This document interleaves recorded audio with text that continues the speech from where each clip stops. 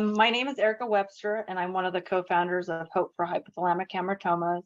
And along with my colleague, Lisa, we want to thank you for joining this webinar and taking an interest in learning more about HH and specifically our role in advancing the education, research, and support in this syndrome. Hope for HH was founded in 2009 by 4 families who had children with HH. We were driven to create this organization because we had all had personal experiences, and the fact that there was limited information about this condition and its comorbidities. There were limited places to get care, and there wasn't much research being done to help our families. 13 years later, we're an international board of directors with members in the US, Canada, and United Kingdom. And we've also put together an extraordinary medical advisory board, many of whose names were mentioned in the previous lectures in regards to the research that they've done on HH. So we continue to be the only organization in the world that focuses on HH. And in that, we continue to drive education, fund research, and provide support not only to the children of our community, but also to the adults that continue to live with this often devastating syndrome. Through our educational initiatives, we're able to do webinars like this and collaborate with doctors like Dr. Berlow. Dr. Jacobs mentioned our International Professional HH Symposiums. We hold those every 3 years, with the last one being in Calgary. We also tend to foster partnerships with other organizations around the world. One example would be the work that we do with EpiCare to spread awareness and to develop educational tools for healthcare professionals. I urge you after this session to check out our website. There's a wealth of information on there for your patients, caregivers, as well as other healthcare professionals that they may interact with. Many of these resources are downloadable, and we also have them translated into multiple languages, since we do have the need to support an international community. We know as an organization that research is going to be the key to better treatment options, as well as a better quality of life.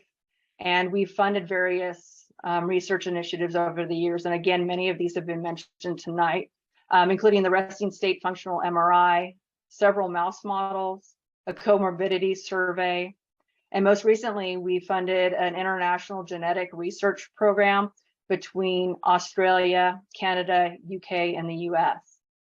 The heart of our organization will always be supporting our families and those individuals that live with this condition. And we do this in a few ways. We have obviously email, and we work with international families, so we have the ability to make translations if they send questions or concerns in foreign languages. We also do one-on-one calls. We also host several webinars that are support group based, where families from around the world can come together and talk about what they're dealing with currently with either themselves as an adult or with their children that are suffering from HH. We also host international patient family conferences every 2 years, and I highly encourage you sharing this with your patients. We're planning another one next year, and it will again be virtual. Again, this allows our international community to attend without the cost of travel. And during these conferences, we bring them together, allow them to connect with others that have similar HH journeys, but also to learn from the HH experts that we have on our medical advisory board. One other thing to note, we do have a private Facebook group, which I also encourage you to let them know about, and they can connect with us there and also talk directly to other families that are dealing with HH. I'm going to switch gears here, and I'm going to give you a little story about my daughter, Grace. She was diagnosed when she was 15 months old after I discovered blood in her diaper. We live in a small town, but we were very fortunate that we had a pediatrician that knew she needed to do something, and she immediately contacted an endocrinologist in a nearby city, and they came together with a plan of what we needed to do for Grace. So they ordered a bone age density test and a sonogram, and both of those confirmed that she was showing signs of precocious puberty. Within 2 weeks, we had an MRI. That MRI showed that Grace had a golf size or a type 4 hypothalamic hamartoma. At the time, we didn't think she was having seizures, but that's because we didn't know what a gelastic seizure was or looked like. Her seizures were not the typical laughing. She had unusual breathing, nasally breathing, and not the laughter. Looking back at family videos, I'm pretty sure she was seizing from the time she was born. Because of the type of connection that Grace had with the HH, she had a multitude of comorbidities. So this ranged from the gelastic seizures and other seizure types, precocious puberty, low thyroid, various developmental milestones that she was missing, expressive speech impairment. And over time, she developed hypothalamic rages, and that's been talked about in the previous discussions as well. And from a family's perspective, I will let you know that that's the most probably devastating part of this for my family. Hers started with self-harming and was the catalyst of why we decided to head towards surgery. So in 2007, when Grace was 3.5, and this is probably her age in that first photo, we decided to go to B&I, and Dr. Reedkate performed a transcolossal approach on her. He was very optimistic after surgery that they had resected the entire thing. But unfortunately, that came with a multitude of complications. So we were told we would be in the hospital for 4 to 5 days. We were in the hospital for 2 months, including 2 weeks in a neuro rehab center. Grace suffered long-term complications. So she had long-term diabetes insipidus. She also had hypothalamic obesity. And she had something that's rare, but has happened previously. She also had the acquired form of Prader-Willi syndrome.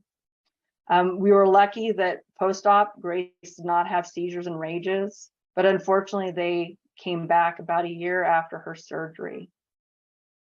Grace's story is not one that is one of success. And that's why I do what I do, because we want to educate our families of the complications that might be out there, but we also want physicians to know what our families are experiencing.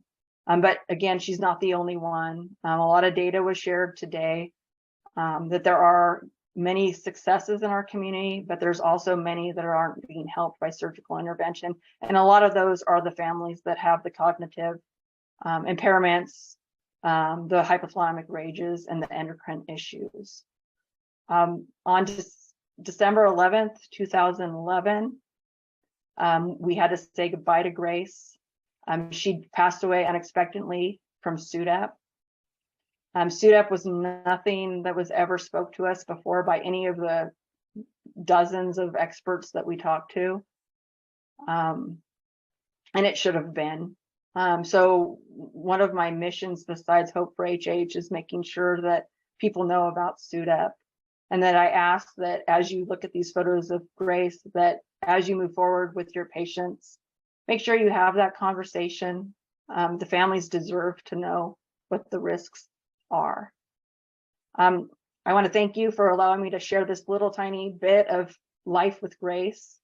And now I'd like to introduce my colleague, my friend, and a fellow co-founder, and more importantly, the mom to CJ.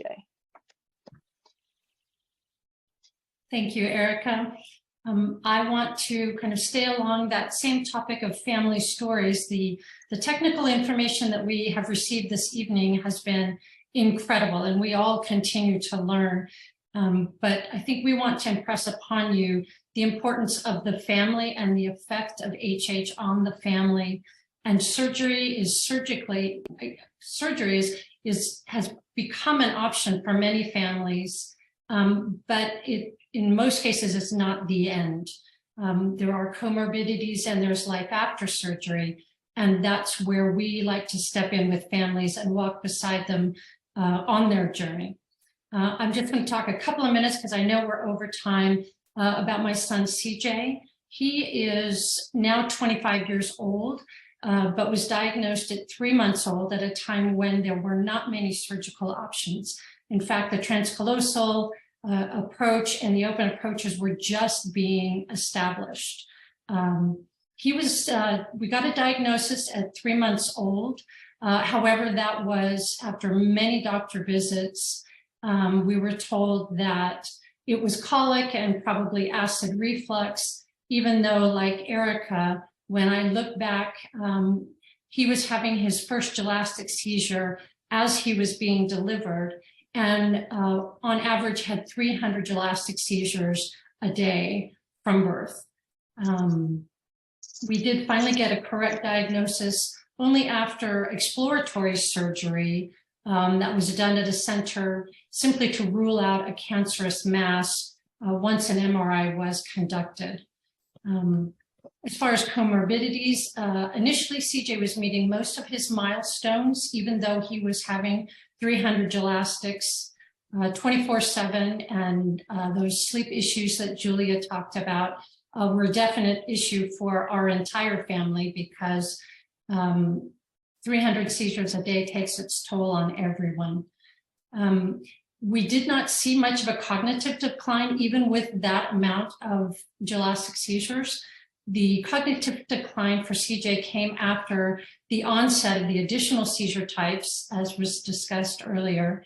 That was at 3.5 years old for him. He quickly developed complex partials and myoclonic jerks, which also came in very high numbers daily. CJ had a total of 4 open procedures that included the transcallosal and the endoscopic and the orbitozygomatic between the ages of 3 months and 13 years old. For us, we never got a complete resection until the very last procedure, and the seizures kept returning for us. Sometimes it was 6 months, sometimes it was 2 or 3 years after a specific procedure before we decided to have to go back for surgery to eliminate the seizures. Post-op for CJ was pretty normal and uneventful up until the last surgery, which the surgeon did have to get a little aggressive to get to the last of that tumor material. And currently he lives with several major endocrine issues. He has hypothyroidism, adrenal insufficiency, low testosterone, low growth hormone, which will be for life. He also has the short-term memory loss that was discussed and struggles with compromised executive functioning. So as far as transitioning, we talk a lot with the many family members that get a diagnosis later, or that, like in our case, the seizures are gone and the tumor is gone, but living with HH goes on. CJ's expressed concerns about independent living, job prospects, and will he be able to have a family? So these are the kinds of things that we personally deal with on a day-to-day basis. We also have heard from other adults that have gone as long as 10 years seizure-free, and then the seizures return. And we don't know how to answer that. When it's a network issue or something else, that is something we'd love to see more research into. How long before a family can say we're done? Adults with HH are teaching us more about their issues with depression, anxiety, and memory, and ask us, what does their future look like? We have a lot of questions in that area. Next slide.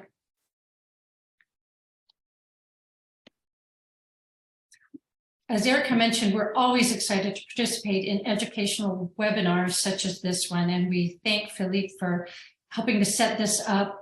Awareness is a big part of what we want to do for our community. We want to educate any providers that might be involved in patient care.